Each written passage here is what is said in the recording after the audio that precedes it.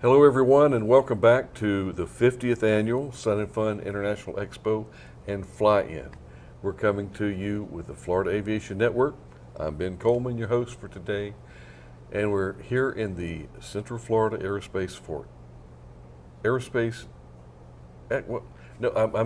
ACE, Aerospace Center for Excellence, and we're coming to you in the Central Florida Aerospace Academy. Wow. There's a lot of acronyms floating around here, but there's one lady here that knows all about the acronyms, and Richele Floyd. Good afternoon. Richele, I'm going to relax a little bit, and I'm going to let you tell me about scholarship opportunities here in this facility. We have multiple scholarship opportunities for students that are interested in continuing their education or simply learning how to fly. Richele, what is your role here at the Aerospace Center for Excellence? At ACE, I'm the scholarship director. So you are where the buck stops. Right. Okay. You make selections and you make rejections. Correct. Okay, because sometimes there has to be a reject, and it's not that it's forever. It's just for a point. But I'm still in some of your thunder. But okay, scholarship opportunities. And I hate to lump things in numbers, but people associate with numbers. Are they 1, 2, 3, 5, 10, 25? We do accept applications for the flight training scholarship every month, and we award approximately 2 a month. So at any given time, I've got about 40 students in flight training, and that's primary working on their private pilot certificate. So that's 24 a year. There's 24 slots or scholarships. Approximately, yes. Okay. Plus or minus. We won't hold it any figures, okay? But tell us about, and I'm just very, very curious, and I'm ignorant. So it makes me the perfect candidate to ask a question like this. How do we go about getting a scholarship if I was a young person, which I'm not, and I wanted to I want to get involved with this, and I've heard that there's funds available, but I don't know how to get to them. Right, so our scholarships for flight training are exclusive to students in Polk County. We offer scholarships through the Central Florida Aerospace Academy Foundation. That's where they're funded through. Mm-hmm. And we have a website, aceedu.org, and that is our home website for the Aerospace Center for Excellence, EDU being the education piece of it.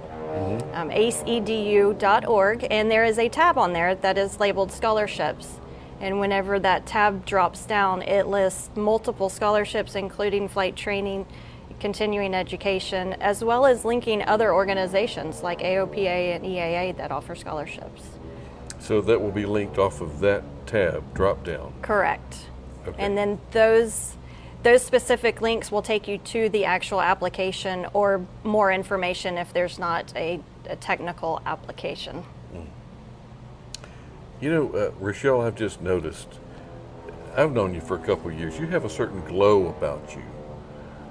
Don't I always? The glow, have you added any ratings possibly? Well, you ask me this every year, so I try not to disappoint you every year. So yes, I do have I guess it's a 4 or 5 month new rating now. I completed my commercial multi-engine. Wow, that's it, the biggest thing. And multi-engine, that's cool and all that, but instrument. Yes. That had to have been a challenge. I think that's what most people say, that's the hardest one. Yeah, and for a reason. Right. How much instrument time do you have? Oh. Actual probably 50 hours, maybe 75. Well, still, that's a lot of time under the hood, mm-hmm. or in the goo, as they say. Right. How much actual in the goo time do you have of that 50? Oh, 15, okay. maybe. So we're talking about hard. I mean, this is serious, folks. Right. That's not a sheet over the windshield. Right. That's not a hood I'm wearing.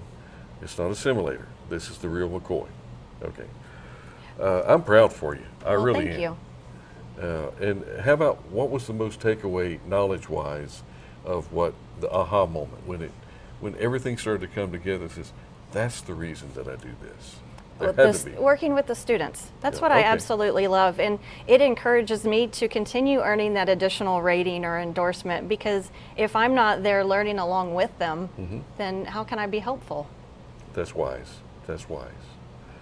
Okay, let's get into a little bit more. I want to, again, that this is an empty book that you're looking at here for scholarships.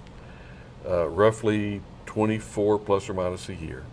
And is this just for flight scholarship? You Flight mentioned training, yes. Continuing education.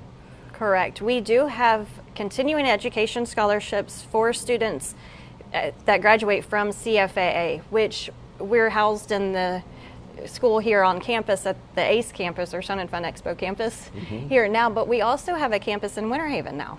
So those students are eligible for the continuing education scholarships also. Excellent. And when we say scholarship, I'm just curious again, because I don't know. We talking about $500, $1,000, $2,000? Is there a monetary cap? There or a limit? is, yes. I mean, there has to be, in a sense. All of our scholarships are awarded in increments. It's not, here's a lump sum for you, go be successful. Oh, have fun. Okay. Specifically with the flight training scholarships, they're awarded funds based on their progression through the program. I'm there, I work with each student individually. I mentor them, I help them through any hurdles they encounter, and then it's, good boy, let's move on to the next phase, and here's more money for you. So as long as they're doing well and succeeding in our expectations, then we will continue funding them. Now the cap for flight training is up to $12,000. And it will most of the time pay for the student's private pilot certificate, and sometimes beyond. Once they're awarded that dollar amount, then they continue using the funds for additional training. So we've had students that will go get a tailwheel endorsement or a seaplane rating, or put it towards working on their instrument. So it really is, it's driven by the, I don't want to say speed, but the capability of the student. Correct. Some learn faster, some learn slower. Sometimes the weather can play a factor. I mean, there's Absolutely. a whole lot of variables in this. Maintenance, there's always, I shouldn't say always, there's occasionally unexpected obstacles. And working with the students as closely as I do, we're able to hit pause. Most of the time, those unexpected circumstances are due to a delay in their medical. Things like that, as far as the FAA with TSA, maybe they weren't born in the United States, so they may have a delay in getting their student pilot certificate. So, I'm there to help them. I may not have all of the answers, but being around here for 8 years, it's most likely I know somebody that will know the answer if I don't. And being flexible and variable it's good. I mean, you got to be adaptable in this industry. And rather when a door closes, when somebody says, "I'm sorry, you can't," well, why not? You start asking questions. Right. And like you say, generally there's a way to figure out a way to do it. Right. And we allow the students to apply for the scholarship every month. So if you don't get it on your first try, then try it again. You're a mind reader, because that's where I was going with this. If you're not successful, if first you don't succeed, try again. And what would you say is one of the reasons for an unsuccessful application? We do have a lot of applicants every month. And with us only awarding 2, which we're kind of limited on that just due to the capacity of the flight schools here locally. All of our students are here local because, like I mentioned, that they have to be a Polk County resident. So they're using all of the flight schools here in Polk County. So there's a capacity at the flight schools. There's a capacity here with our staffing. We would love to award more than 2 a month, but again, if you're not awarded, And like I said, you're typically not going to be awarded the very first time you apply because there's a lot of eligible candidates out there that have been applying for multiple months ahead of you. Okay, Richele, I wouldn't know an application or a scholarship if it was this piece of paper right here. Is this a essay or is it a physical interview? What type of application All process? of the above. Okay. So we do have a web-based application system that we use. They do have to upload an essay, their transcripts, a letter of recommendation, proof of a government-issued ID. That's due to having to have that in order to be eligible for a student pilot certificate. We do interview every single applicant. So it's all of the above. And during the interview process, it's not meant to be intimidating. We're there to learn what the students' career goals are. How can we help? Okay, this is the thing that you can go ahead and start doing. You can start interviewing flight schools. This is what the questions you need to ask. This is what a medical is. So like I said, we're more helpful than strict on the regulations as far as what we look for. So it's not like a bunch of old people sitting up there behind a table and this meek man or woman or girl or boy comes in and they're not, I'm sure it's a nice environment, but what are and I don't need any names, but I would like to know if I was going to tell my grandsons, you should apply for a scholarship. What should I tell them is the most common failures of the applicants? Either bad grammar, slouchy appearance. I don't know how much subjection you can give me here, but it's typically you're applying for a job. Exactly. Basically. Exactly. Well, I'll tell you two of my pet peeves. Tell me. We offer the James C. Ray Flight Training Scholarship. If you can't tell me who James C. Ray was or anything about why we would name it the James C. Ray Scholarship, Ooh. That doesn't a get any problem. points, does it? No, sir, it does not. Okay. Number two is the people that are not detail oriented. We ask for all of the documents to be uploaded in a PDF format. If they're uploading JPEGs, they didn't pay attention to the details. There's a reason that we have the request. So and as you know, in flying, you have to be very detail oriented. Yeah. So if it doesn't impress me if they're not showing that they're reading the fine print. So if they come to you kind of, half loaded, you can pretty well tell that, and this is a track record for how many years you've been doing this? 8. Okay, have you seen some that have come in just under the wire and they haven't disappointed you? They just didn't make the cut. I mean, they had to work so much harder, and you ask yourself, I really should have stopped this before it started. Yes. That's got to be because you've got a certain amount of emotional involvement in this, because kind of like your students, they're your kids. Right.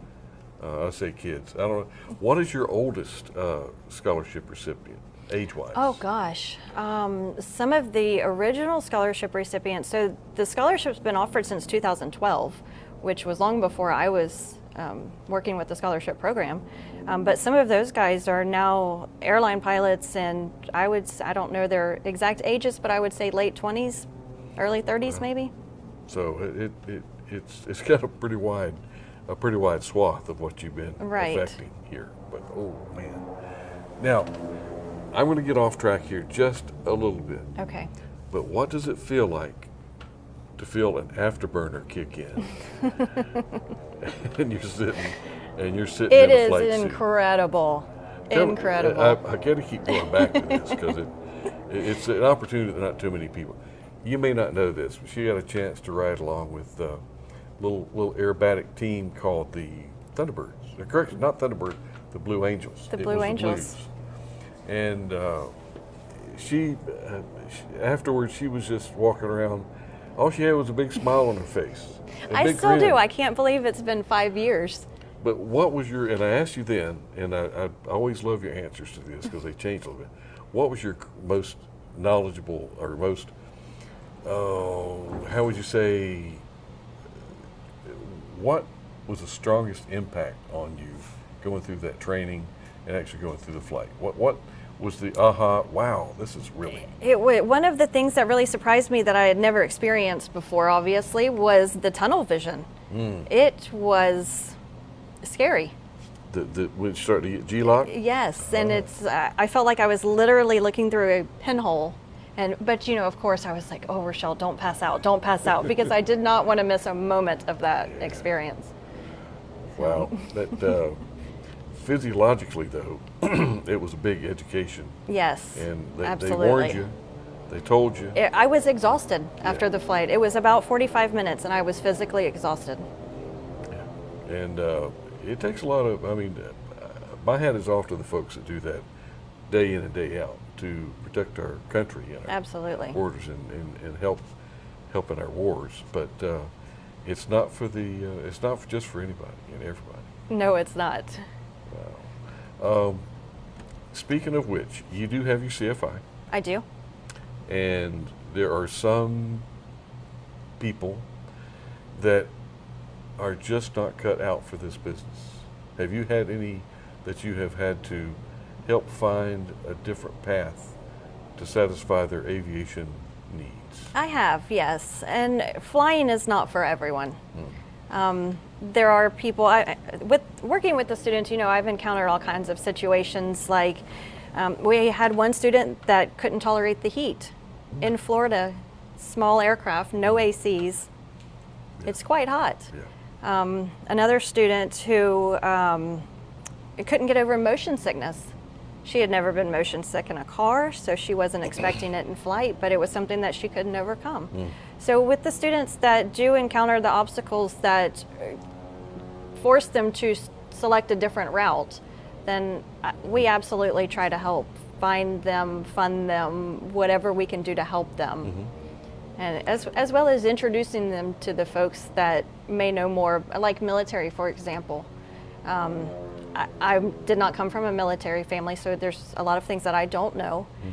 So we have people here that we can refer them to speak intelligently about a specific pathway.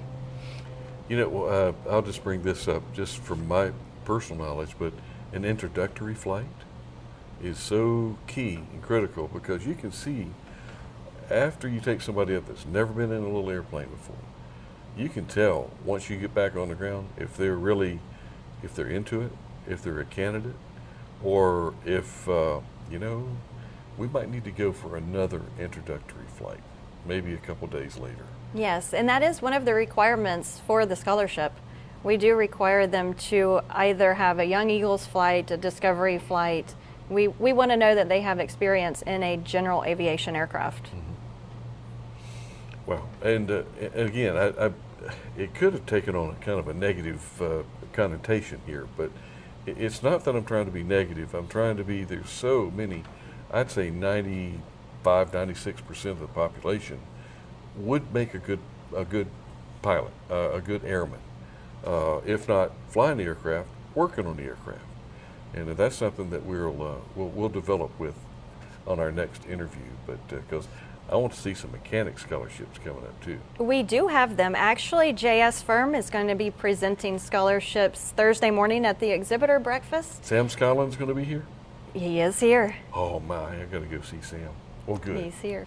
I'll seek him out, but Richele, is there anything that you would like to leave us with a parting word as we let you get back to your business? Because you're working this week. It is our 50th anniversary. It's going to be a great show. Please come out and see us. I'm looking forward to what the rest of the week holds.